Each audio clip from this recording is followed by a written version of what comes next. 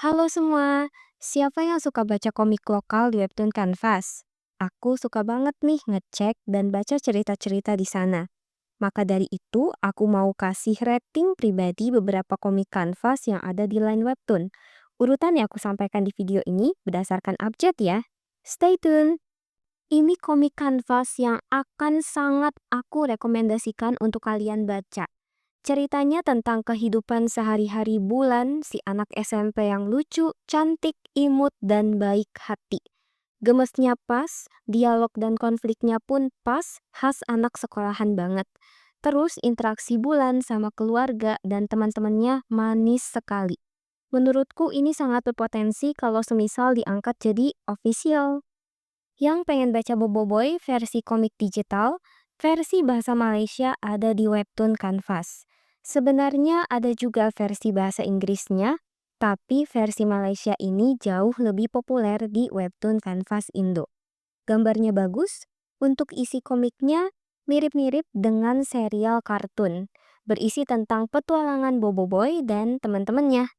Seperti judulnya, komik ini bercerita tentang Hisa yang tinggal bersebelahan dengan Val yang memiliki kesan pertama bad boy.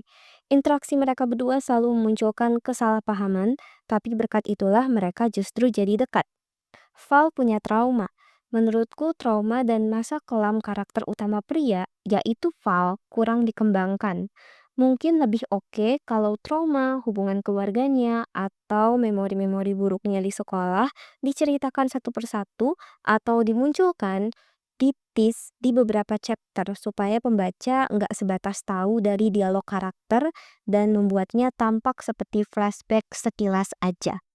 Panelnya singkat, aku sih enjoy ikutin ceritanya yang bercerita tentang female lead yang isekai ke tempat Raja Iblis dan dijadikan istri juga ratu di sana.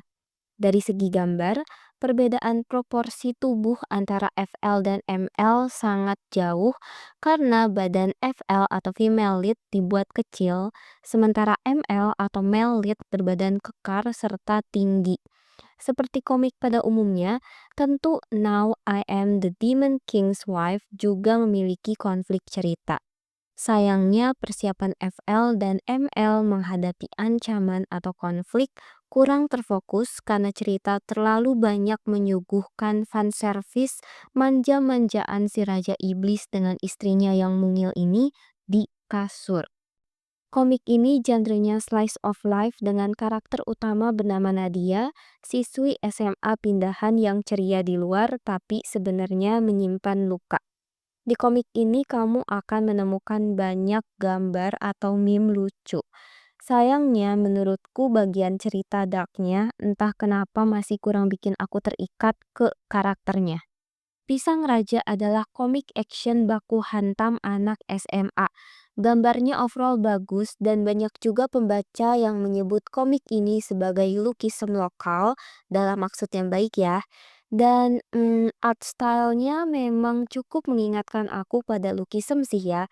Menurutku komik ini punya potensi meski di beberapa bagian aku merasa ceritanya masih terlalu lebar. Selain itu, adegan bertarungnya lumayan oke, walaupun masih belum intens untukku. Sejujurnya, banyak jokes seksis di komik ini. Banyak chapter yang diselipkan panel fanservice perempuan seksi atau adegan Reddit.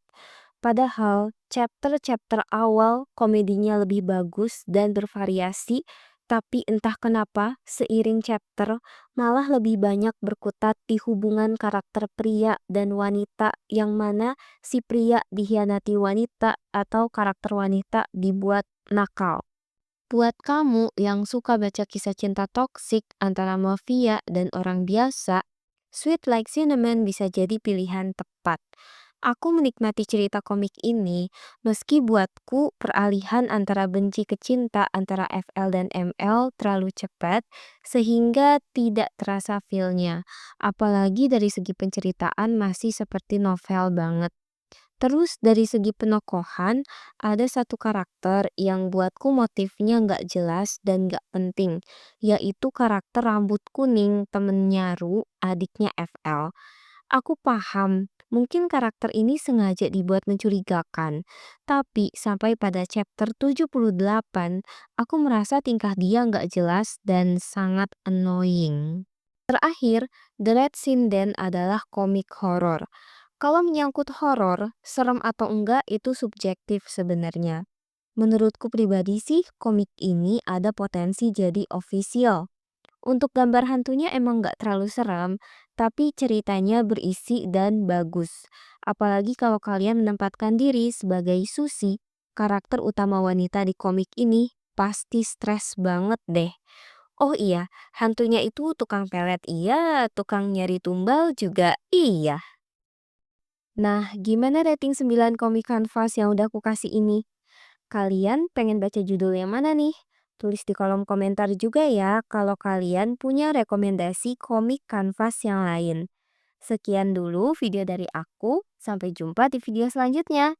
Bye-bye.